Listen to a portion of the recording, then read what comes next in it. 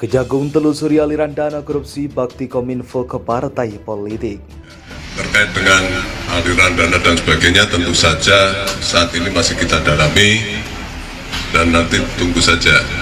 Makanya kami juga setelah menetapkan tersangka ini kegiatannya tidak berhenti begitu saja.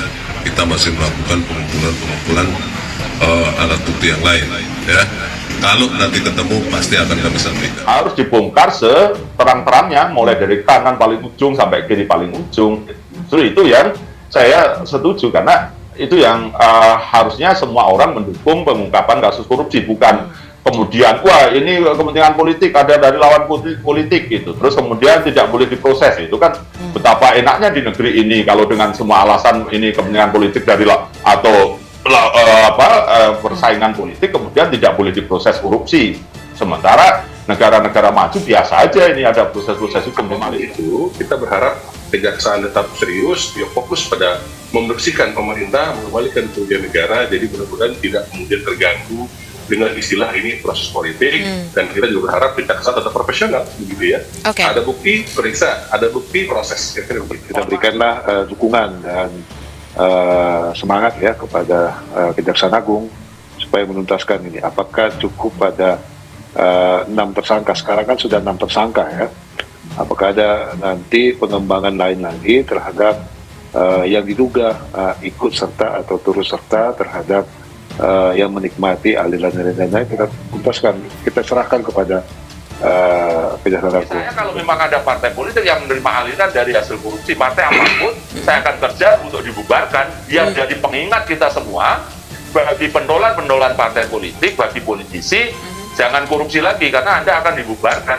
Jadi saya punya gambaran itu sudah 10 tahun yang lalu ada dugaan partai politik yang menerima aliran dana itu, satu harus dianulir kemenangannya, kedua dibubarkan. Penyidik Jampitsus Kejagung mendalami kemungkinan adanya aliran dana dugaan korupsi pembangunan dan penyediaan infrastruktur BTS 4G di bakti Kominfo ke partai politik. Ini dilakukan penyidik setelah menetapkan Menteri Komunikasi dan Informatika atau Menkominfo Johnny G. Plate sebagai tersangka terkait aliran dana ke parpol.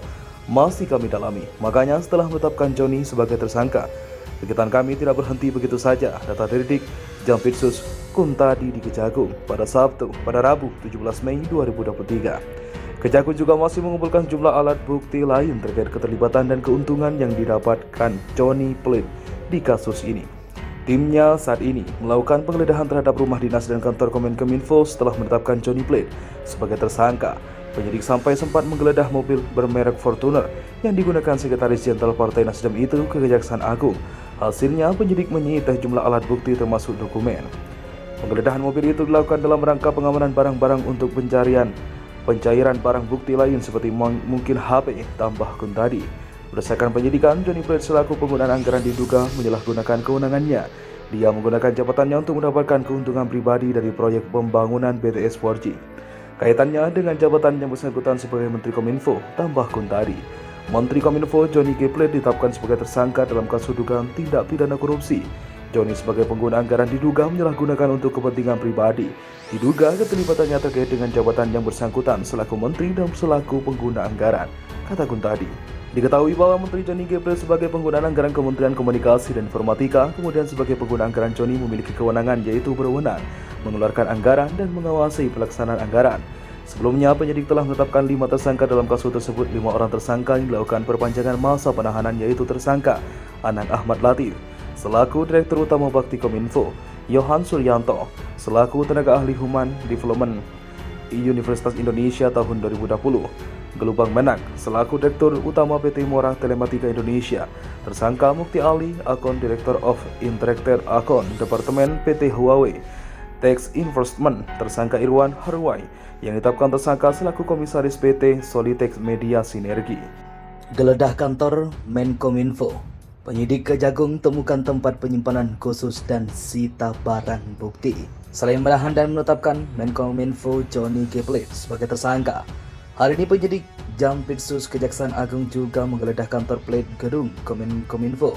Hasil penggeledahan, penyidik Jampitsus menyita sejumlah barang bukti dari kantor Menteri Komunikasi dan Informatika Johnny Plate. Sejumlah barang bukti bahkan disimpan di dalam sebuah tempat penyimpanan khusus dalam kantor.